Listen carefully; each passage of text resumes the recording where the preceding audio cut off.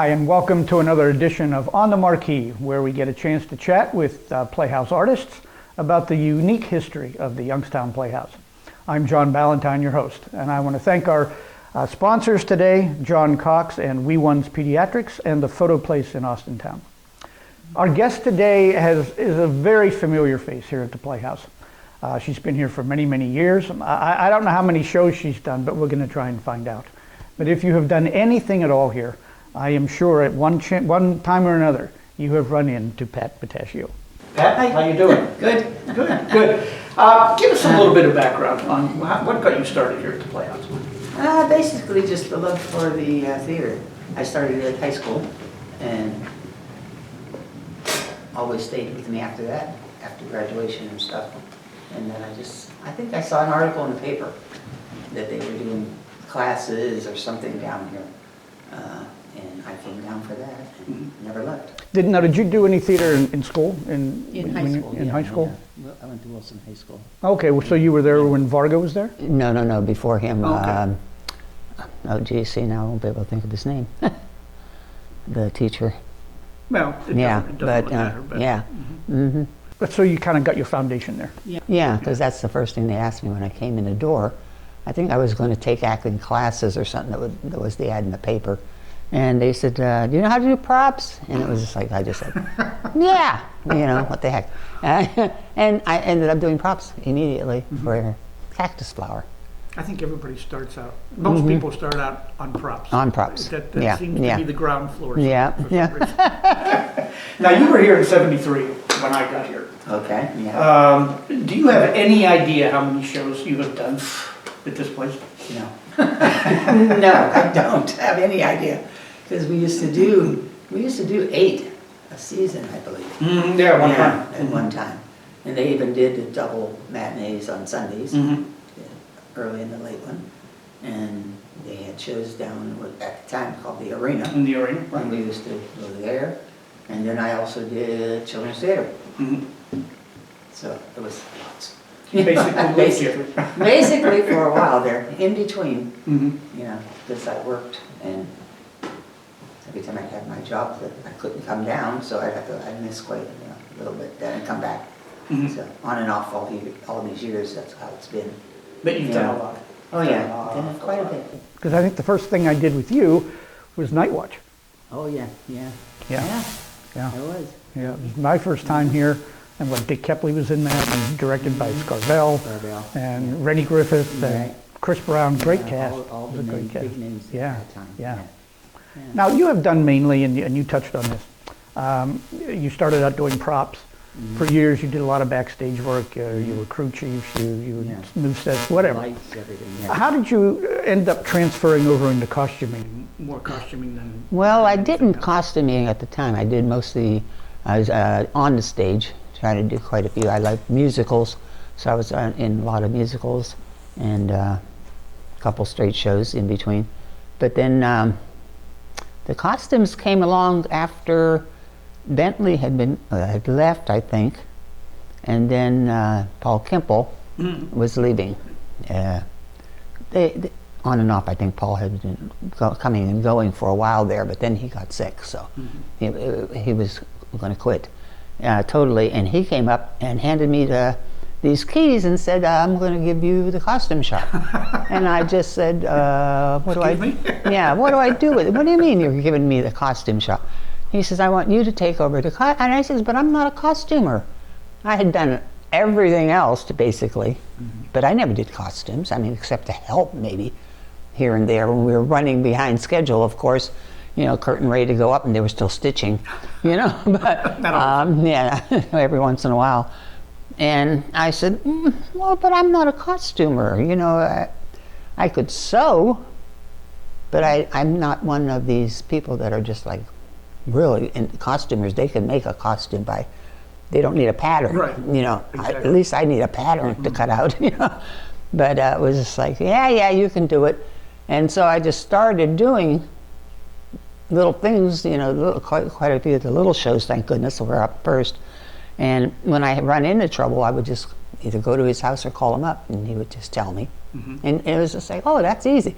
Because sometimes you overthink things and do. make it harder than it should be, you know. You do. So you yeah. kind of learned under fire. So you kind of learn basically because we had so much in the costume shop. Oh yeah. As far as we would just basically pull costumes. We didn't have to make them. No, it's true. Very seldom did we have to make anything, you know, as far as a total outfit for someone, because we had everything you could think of, all the way from back to period pieces of 1920, all the way to today's date. You had some gorgeous stuff. And that, you know, you needed anything, and you just went to the racks, and basically you would find it. Yeah. Yeah. Yeah. So it kind of made your job easy A to lot start with. easier to Yeah. begin with. Yeah, and then of course we lost a lot of those. Then we lost, Yeah, unfortunately. So.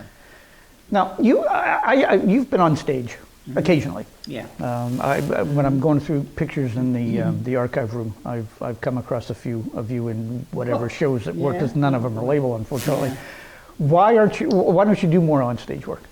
It was basically because of my money job that I needed to survive.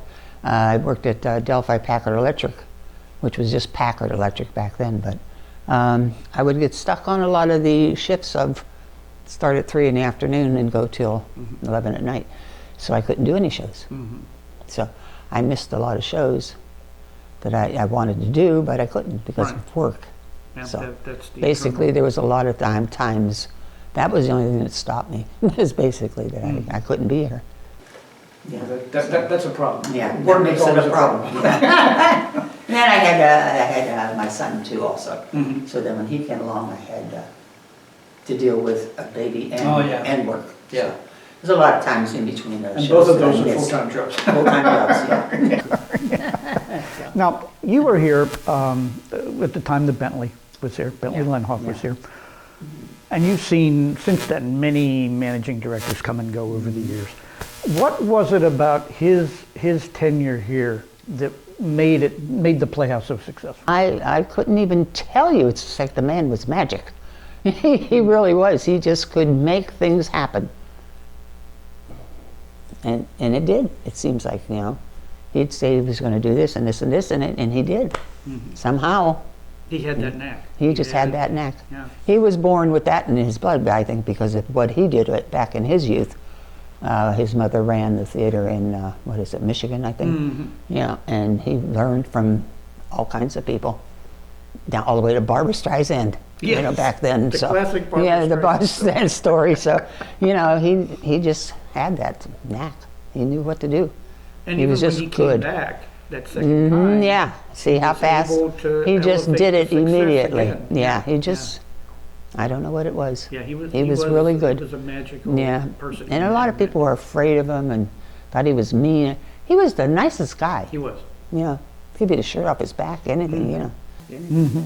I mean, I didn't really get to know him really well until Yeah. that second time he came back, because I didn't work Yeah, as closely with him yeah. before that. But Right. yeah, he was, and he knew theater Yeah. up one side and down the other. He really did. He was, yeah. We were very lucky. Yeah, Yeah. yes, we were. I don't think it would have ever lasted this long without Bentley. Probably not. Yeah. Probably not. Yeah. Now you've worked with many of the top theater icons here, the John Griffiths, the John Abbeys, all of those kinds of people. How did they help to make the legacy of this place, of this theater? Oh, there's more of them people. Just being here. They just put so much time into the theater, not just doing shows, but in between. They were always out, you know, working to get more money and getting, you know, people interested to come here. And that's, I said, they just all knew how to go about it back then. You know, it's just something they knew how to do. I don't know what it was. Well, I think also it was partly, for years here, particularly the early years, even the 30s, 40s, into the 50s, they were treated like stars here. Oh, well, yeah. And- that and- makes a big difference. And when those people appeared Yeah. on stage, that brought people in, that brought audience in. Yeah, And they used to have what they call green room receptions yeah. years ago. And those were very successful because people would come because they wanted to meet those actors after the show. Yeah. And that kind of helped, I think, reinforce that whole, that whole legacy. Yeah. Now, I'm going to back up to Bentley here for a second.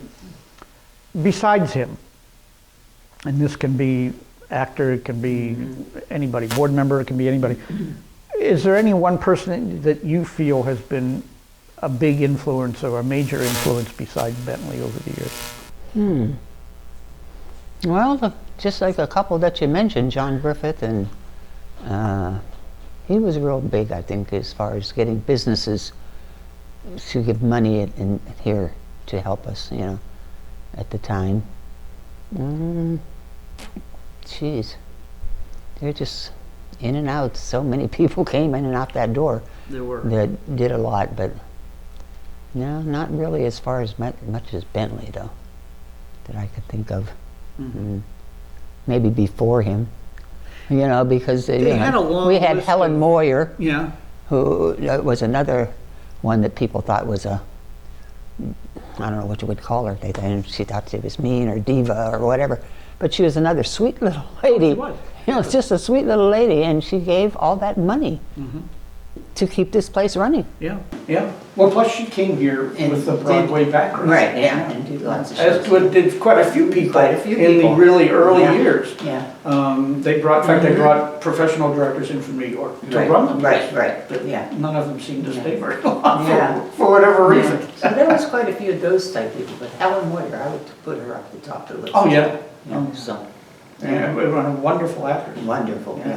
And such a nice little girl, Mhm. a woman rather, and with that sweet southern talk. Yeah, who did we have here? Katie Kimple. When we Yeah, had yeah, Katie, yeah. she did her impersonation of Helen. So you got to watch Yeah, that when they get these available. Yeah, Now, this is one of the fun parts of this whole thing, is everybody's got some stories, and I'm sure you got to have some stories about something that's happened at some show you've done so Yeah. many. What comes to mind? Oh, God. Yeah, there was lots of stories. Well, one was a big surprise. We were doing Tea House of the August Moon, and they had a goat.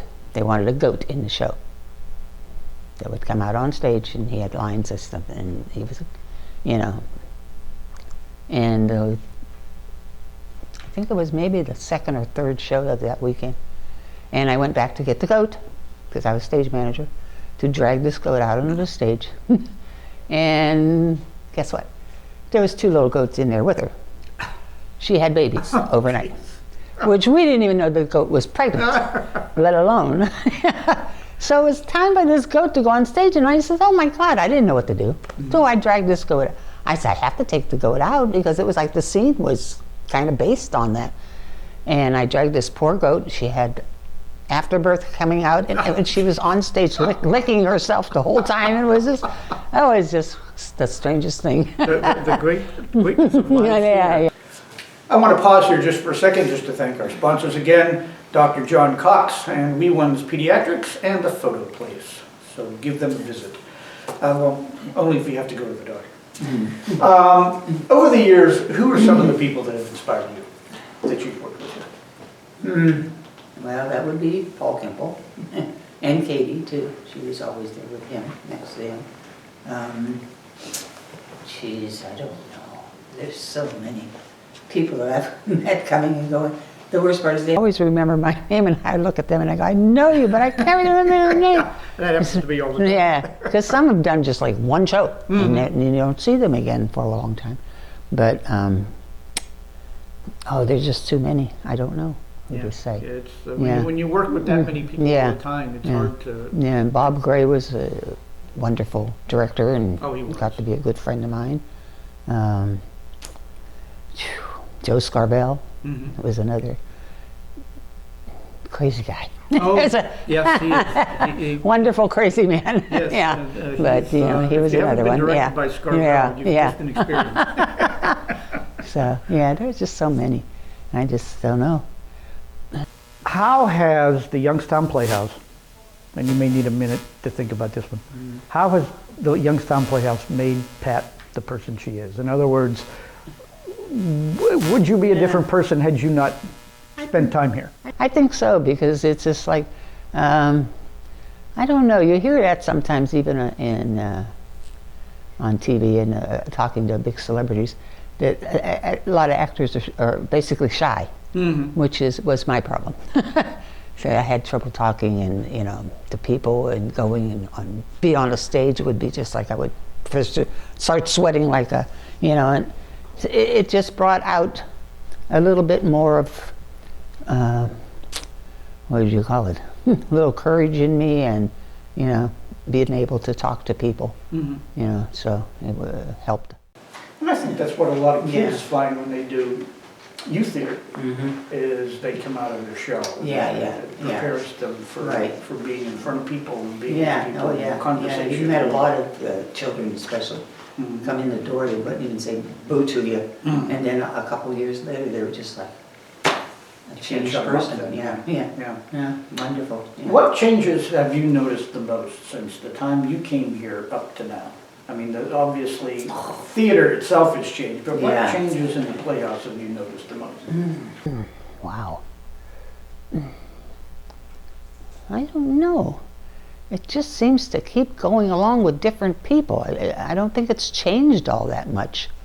It's just new people coming in and out through that door that make it work. So I wouldn't say it's changed, except for, like you said, maybe the theater itself or, it definitely has changed with the times because we do a lot more shows that are barely just coming off Broadway. Right. Yeah. And we get the rights to them immediately, try to get it anyway. So, yeah, I wouldn't say it's changed a whole lot. Okay. Just the people. It's just the people. Just the people, basically, and changing with the times as far as, keeping it going. Right. Yeah. Exactly. Now, there's a lot of theater, obviously, in this area. Some say there's more theater in this area than even in Pittsburgh for the size city. Excuse me. What is it about live theater, and maybe the Playhouse specifically, that is so beneficial to this area? Oh, wow. You make some hard questions. Wow. That just keeps like they say, it takes a village. You got the people that keep coming around the theater for that reason, I think. It just brings something out to see your friends that might be right next door to you doing a play all of a sudden. And you didn't know you could do that, and it just brings out something in people that this is your community, this is your friends and family just about. So they come to see it and keep the money flowing that way. Okay, all right. Well, you talk about hard questions. This may be another toughie. Playhouse is going to be soon celebrating their 100th anniversary.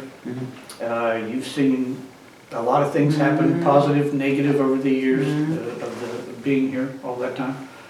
What do you feel the Playhouse needs to do as they enter the next 100 years to be successful? No, wow. Oof. I think they just need to keep doing what they're doing. I don't think there's any magic bullet thing, like you said. I said the people that come in and really give it their all to keep these doors open, that's what it takes. It just takes that. You got a guy like you mentioned earlier, John Cox now. Since he walked in the door, has just given so much of his time and money and expertise as far as, on the stage and knowing people to invite. Yeah. Well, his whole attitude, his whole spirit about the Playhouse is infectious. Right. See, that's what it takes. Yeah. It brings actors in, it brings audience in, it benefits us, I think, in every facet. So nothing's going to change except that. People have to just have it in their heart to want to keep this place going, and that's what they do. I think that's why it's lasted 100 years, because it's had its ups and downs. Right. And like a lot of theaters do, and other theaters sometimes have just faded away, whereas this one keeps bouncing back no matter what seems to happen. Yeah. Look at that one that's just opened now in Warren. The Robins. Look at that. All those years, and the people just flocked to it when the door opened. Yeah. Because they can remember how wonderful it was, And they've renovated it so well. Yeah. I mean, I was telling that's what it takes. Michael, our director, that before we started today, that it's nice that they decided to renovate a theater rather than make it a parking lot. Right, yeah, isn't it? Like they usually do. Jeez. Mhm. Yeah, but that's what you have to have, those people with that in their heart that want to do that. Yeah, Yeah, I mean, get it's a it done. shame Yeah. that some of the theaters downtown, Mhm. that Yeah, they couldn't do that with, God. that they talked about. Yeah, like we've had the Dior, Uh-huh. beautiful. Oh, You yeah. know, we had the Palace, I mean, the Strand, all those beautiful places. Yeah, But yeah, I think there was, unfortunately, I forget how many theaters there were in town at one time. but Yeah. It was an unbelievable number of theaters. yeah, and constantly packed. Yeah. We went every weekend Mhm. when we were young. Yeah. Well, it used to be Yeah. a big, It was a big- big road show stop. Yeah, Youngstown yeah, used to right, be. yeah. It was yeah. a major stop. Vaudeville all the way down, yeah. Yeah. Mhm. People don't realize No, they you don't. have what we have They here. really don't. Yeah.